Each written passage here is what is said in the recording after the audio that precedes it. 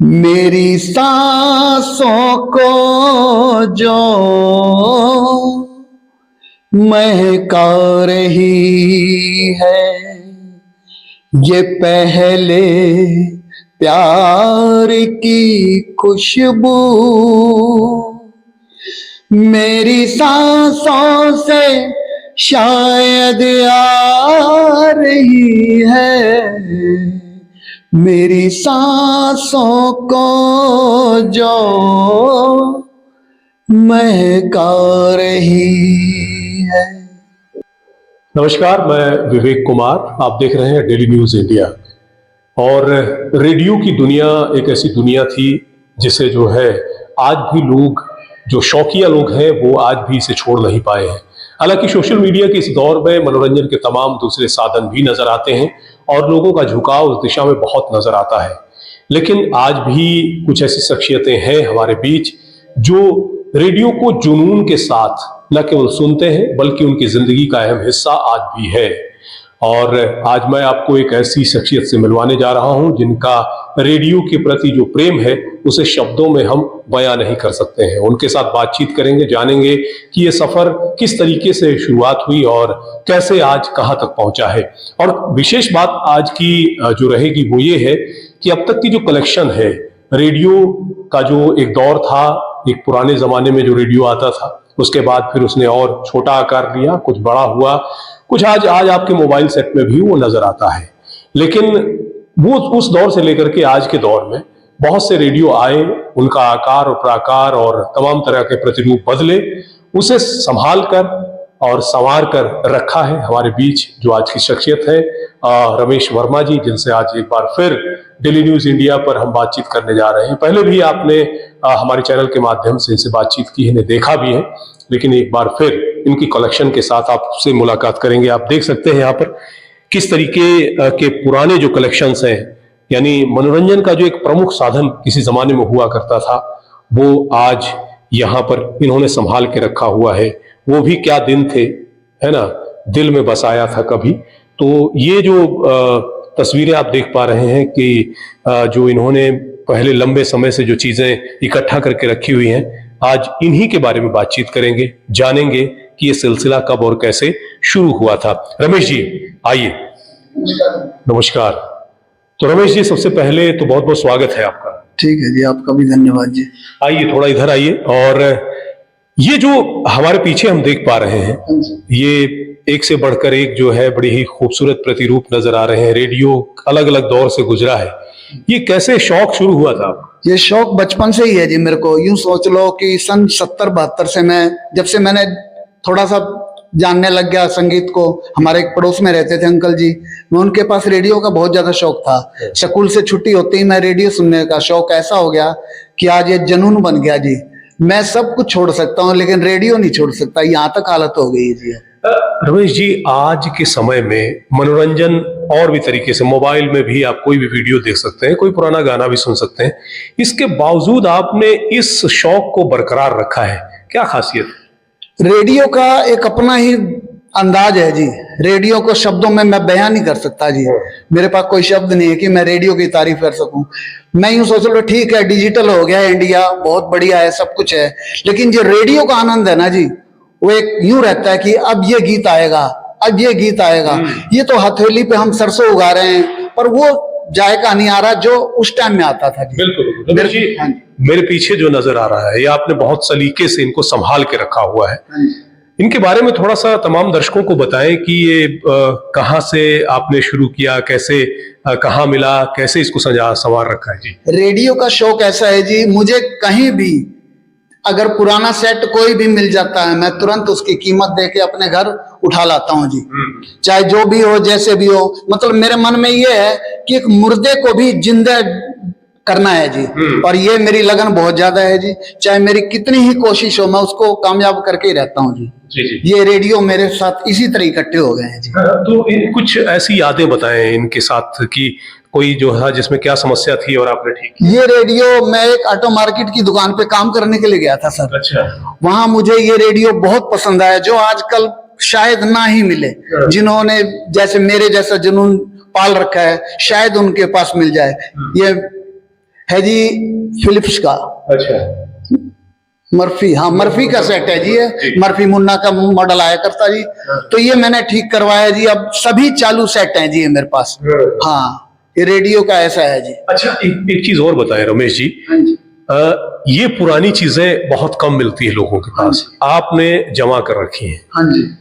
मैं ये जानना चाहता हूं कि हो सकता है कोई ऐसा व्यक्ति भी जुनूनी आ जाए कि जी हमें ये खरीदना है, क्या ये बिकाऊ? नहीं जी, शायद क्या 100/100 मैं नहीं बेच सकूंगा जी। ये मेरी अमानत है जी, ये मेरे दिल में ही जगह है, बेच के मैं खत्म नहीं करना चाहता जी। क्या बात, बहुत बढ़िया। यही देखिए, जो पुरानी चीजें हैं, अक्सर क्या होता है कि लोग ये सोचते हैं कि पुरानी चीजों को फेंक दिया जाए, कूड़े में या कबाड़ में फेंक दिया जाए, लेकिन रमेश जी की ये विशेषता है कि ये तमाम सेट जो हैं ये अलग अलग जगहों से इन्होंने कलेक्ट किए।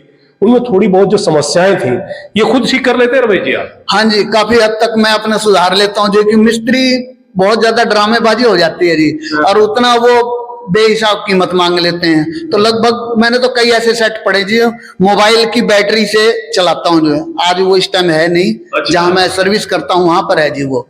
मैंने एक रेडियो है मेरे पास, उस पे मैंने टच वाला मोबाइल की बैटरी फिट कर रखी है, वो कम से कम 8-10 दिन चल जाती है सर वो। जी जी बिल्कुल, बहुत तो, बढ़िया। हाँ जी। अच्छा रमेश जी, एक ये वो भी क्या दिन थे दिल में बसाया था कभी, ये क्या चीज है? भी रेडियो है? ये गाने की लाइन मैंने दिल में जो मेरी बसती है मैंने कह दी है जी, ये भी कभी टाइम होता था जी। जी जी। हाँ, यही बात ध्यान करके मैंने लिख दी है जी इसके ऊपर। हाँ जी। तो ये हम देख पा रहे हैं कैसेट वाला है, जिसमें शायद कैसेट लगती है। हाँ जी। तो ये इसका भी शौक था आपको? हाँ, शौक था, आज भी बहुत कैसेटें पड़ी है जी मेरे पास। हाँ जी, लेकिन अब वो टाइम कुछ और हो गया, लेकिन रेडियो से नाता टूट नहीं रहा है जी, चाहे कितनी कोशिश कर लो नहीं टूट रहा है जी। आप थोड़ा इधर आइए, आगे आइए। अब मुझे एक बात बताइए कि रेडियो के कितना समय दे पाते हैं आप? रेडियो तो मेरी लाइफ से इतना जुड़ा है जैसे मेरे साथ सांसें चल रही है जी। रेडियो को बिना तो मेरी लाइफ नहीं है, यूं समझ लो। बिल्कुल 100/100 ये ओरिजिनल बात है जी, रेडियो से नहीं छूट रहा है जी मेरा पंडा, बिल्कुल। अच्छा रमेश जी, किस तरह के कार्यक्रम जो हैं रेडियो पर आपको अच्छे लगते हैं? कैसे कार्यक्रम पसंद करते हैं? आजकल तो जैसे FM पे ज्यादा प्रोग्राम सुनते हैं। तो रमेश जी, कार्यक्रमों के बारे में आपने बताया कि बहुत से कार्यक्रम आप पसंद करते हैं, और खासतौर से रेडियो जो है वो आकाशवाणी हिसार सुन पाते हैं। विविध भारती की भी चर्चा करना चाहेंगे? विविध भारती तो अब ऐसा हो गया जी, या तो छतरी लगवाओ तो फिर 24 घंटे प्रोग्राम सुन सकते हैं। एक बहुत बड़ा सुख हो गया सर, मैं अभी ये मोबाइल ले आया हूँ टच वाला, 2-4 महीने हुआ है, मैं थोड़ा समझने की कोशिश कर रहा हूँ इसका। सबसे बड़ा सुख ये हो गया सर कि इसमें हम 24 घंटे विविध भारती सुन सकते हैं, और इतने चैनल हैं, हम कितने सुनेंगे। पर विविध भारती सबसे बड़ा मेन है जी मेरा, विविध भारती के अंदर सब कुछ आ जाता है जी। तो रमेश जी, आज के इस दौर में इस तरीके का पुराने जमाने का गुजरा हुआ जो शौक है वो आपने पाल रखा है। फैमिली में जो लोग हैं, जो परिवार के सदस्य, बच्चे हैं, जो है आपकी वाइफ है, कभी वो इससे परेशान नहीं होती? हाँ, थोड़ी सी दिक्कतें आती सर, लेकिन उनका पता है कि ये जो मन में है ना, ये करेगा बंदा, मानेगा तो नहीं। उन्होंने पूरा जोर लगा रखा है जी, मैं भी पूरे कॉन्फिडेंस के साथ जुड़ रहा हूँ, मैं छोड़ नहीं रहा सर इसको। हाँ जी, दिक्कतें आ रही है, लेकिन मैं उनको परवाह नहीं कर रहा, क्योंकि मैंने साफ कह रखा है कि मैं इसको छोड़ूंगा नहीं। तो सुनने को तो घर के लोग भी सुनते होंगे रेडियो कभी कभी ना? मेरा बेटा तो है शौक, मेरी बेटी को भी शौक है, मिसिज को इतना नहीं है। हाँ चलिए, तो अच्छा, तमाम जो दर्शक देख पा रहे हैं, जो आपको देख रहे हैं, रेडियो को अगर हम अपनी जिंदगी का हिस्सा बना लेते हैं, हाँ जी, या कोई भी व्यक्ति, युवा साथी अगर रेडियो से जुड़ता है, हाँ जी, तो किस तरह के कोई फायदे हो सकते हैं? क्या फायदे लगते हैं आपको? रेडियो के फायदे तो बहुत है सर, लेकिन दिल में एक उमंग होनी चाहिए कि हाँ मैं सुनूं, या इसको 10 मिनट 20 मिनट आधा घंटा एक बार आदत डालूं तो मजा तो बहुत आएगा सर। लेकिन हम डिजिटल क्या डिफिकल्ट हो गए ऐसा लगता है मुझे, लेकिन बहुत जबरदस्त चीज है जी, रेडियो बहुत जबरदस्त चीज है। हाँ जी, स्वस्थ मनोरंजन। हाँ जी, बहुत बढ़िया। एक वो टाइम था जी, एक टेलीविजन चलता था, 15-20 जने बैठ के, 50 जने बैठ के देखा करते, एक आनंद अलग ही होता था।